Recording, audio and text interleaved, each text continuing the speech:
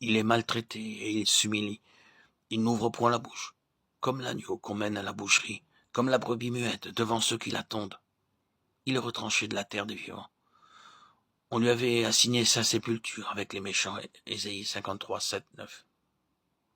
Le prophète décrit l'obéissance du Seigneur, une obéissance jusqu'à la mort. Il le voit comme la brebis entre les mains des tondeurs muets, sans résistance, comme l'agneau qu'on va égorger, innocent et désarmé. Lui qui était en forme de Dieu, d'essence divine, il s'est dépouillé lui-même, prenant la forme humaine, puis s'humiliant encore et jusqu'à la mort infamante de la croix. Il s'abandonne entre les mains des hommes et se laisse conduire au supplice. L'Évangile nous montre l'accomplissement de la prophétie dans ses moindres détails. Lorsqu'il fut devant Pilate, le Christ ne lui répondit rien. Matthieu 27, 12. Et le gouverneur romain en fut étonné.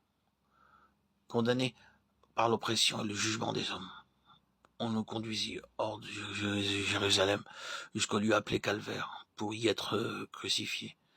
Et parmi ses contemporains, qui a compris qu'il était retranché de la terre des vivants, frappé à cause des péchés de mon peuple? Ésaïe 53, 8. Retranché de la terre des vivants, fauché en pleine force, en pleine vigueur, au matin de la vie. Furent-ils nombreux à Jérusalem, ceux qui, durant ces heures tragiques, se souvinrent des Écritures, ceux qui discernèrent dans le Christ la victime annoncée par Ésaïe? Furent-ils nombreux ceux qui comprirent? Quant à l'homme de douleur, il avait prévu cette heure. N'était-ce pas pour cette heure même qu'il était venu? Il savait à l'avance toutes les étapes du douloureux chemin qu'il devait gravir, selon qu'il était écrit de lui. Lorsqu'il se tournait résolument vers Jérusalem pour la dernière fois, ce fut en disant que toutes les choses écrites par les prophètes concernant le Fils de l'homme allaient recevoir leur accomplissement. Car il sera livré aux gentils, on se moquera de lui, on l'outragera, on crachera sur lui, et après l'avoir battu de verge, on le fera mourir. Luc 18, 31, 33. Lorsque Judas le trahit, lorsque ses disciples l'abandonnèrent, le Seigneur savait. Il prévoyait la trahison et la défection.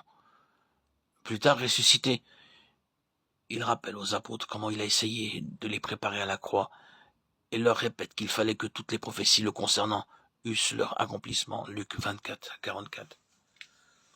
Ce ne sont pas seulement les souffrances et la mort du Christ qu'Ésaïe a annoncées, mais aussi sa sépulture. On lui avait assigné sa sépulture avec les méchants, mais dans sa mort, il a été avec le riche.